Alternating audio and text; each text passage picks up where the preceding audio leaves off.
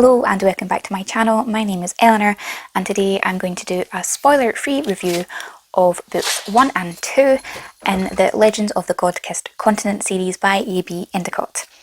I believe there is a third book that's out, but I haven't picked it up yet, but it is a book I definitely would love to check out. This is a self-published series and the author herself is from Australia, so that's where she's self-published this book series from. I was wonderfully gifted these two books by Abby from Abby of Pellinor. I'll leave her channel linked below. She gifted them to me last year and it was only in January that I got around to reading them. But I thoroughly enjoyed these two books and they tie so nicely in together. I wasn't too sure what to make of them, what to think of them going into them, because Abby really hyped it up and she said it's her favourite self-published fantasy kind of duology series, and I was just so excited to pick them up and try them out myself. And the synopsis really caught my eye because it is about a queendom in the first instance that has a monarchy that is only ever run by queens and women. There is never any men in power on the throne, and it is that way to kind of keep control of the bloodlines, because you know who the queen is and who births other queens and so on and so forth, and all and any sons that are born become advisors to the queen. So it was very much about this queendom. You're following the main character Ellen and who is an assassin and is a killer for hire, and it's just all about her adventure being caught up in royal life and what she is asked to do from there. Ellen is horrified to discover that the task requested of her by the Queen is to look after her son Gideon, who she is making the next ruler of the land, which is completely unheard of. So you can understand how that then unfolds and ensues through this whole country and political landscape. Everyone is after Gideon as the next ruler, and an assassin is ordered to protect him. This series ended up being so much more than I was originally expecting. The land and the characters are much deeper explored than I maybe would have anticipated in a self-published fantasy series. I haven't read too many books from the point of view of an assassin, but I really enjoyed Ellen I's perspective and her take on what she does, and how she rationalises everything. I enjoyed her perspective a lot and really liked her characterisation, how she grows and changes and develops relationships with all the characters around her in first the Queendom of the Seven Lakes and then the King of the Seven Lakes. It is great to see the relationship develop between Ellen and Prince Gideon and how they end up working together, because initially they don't see eye to eye.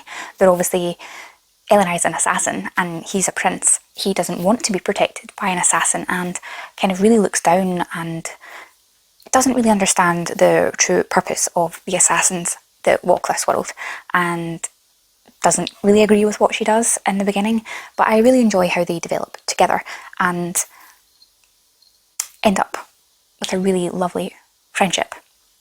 At the start of the book, there is of course a map of the second country, which is the land of this queendom, and throughout the book you hear snippets about all these other places in the world, the fourth country, the third country, and so on.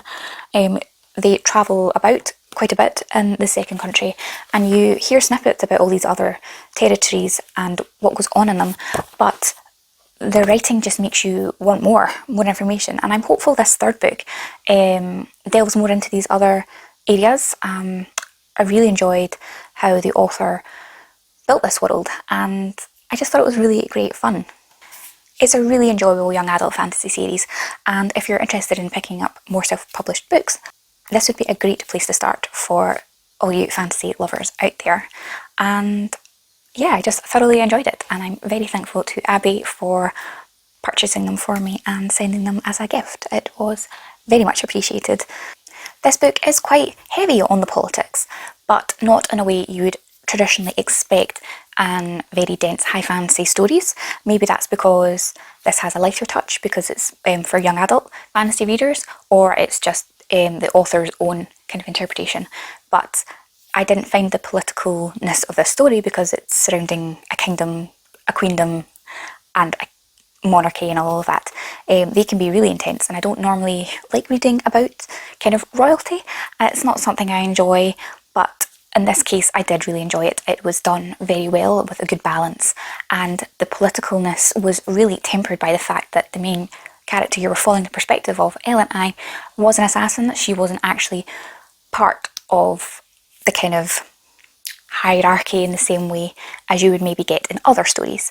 So I think that really tempered and balanced out the politicalness and perhaps the heavy-handedness of being in a royal atmosphere, if that makes sense. So don't let that put you off if you are also kind of iffy about reading really political books or books that kind of feature royalty and monarchy. That is not... It's an integral part of the story, but it's so much more than that, and I think the author does it really, really well. And as I've said before in my previous videos, I really do want to read more self-published books this year, so that's some more added to my list of recommendations. So I would be very grateful if you could share this about or read it yourself if you are interested. It's always great to support self-published authors. Also, be sure to subscribe to my channel if you aren't already. I'm trying to upload more regularly again. My social media links are in the description. Let me know in the comments below if you have even heard of this duology, if you're maybe coming here from Abby's channel and you've read it because of her. I would love to have a chat with you in the comments and see what you thought of it, or if you are now interested in picking the series up yourself. But thank you for watching, and I'll see you in another video soon. Bye.